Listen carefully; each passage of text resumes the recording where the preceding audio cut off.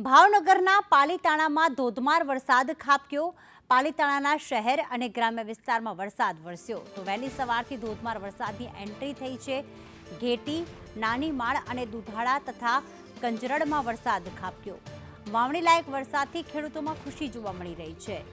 રાકેશ સાગઠિયા વધુ વિગતો સાથે જોડાઈ ગયા છે। રાકેશ, ભાવનગરના પાલીતાણાની ખાસ વાત કરીએ તો કયા કયા ગ્રામ્ય વિસ્તારમાં અત્યારે વરસાદ વરસ્યો છે, કેટલો વરસાદ ખાબક્યો?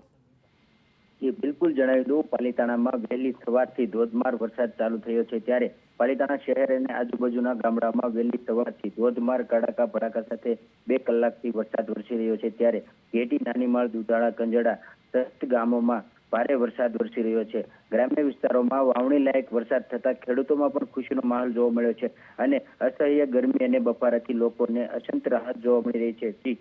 આભાર તમામ માહિતી માટે।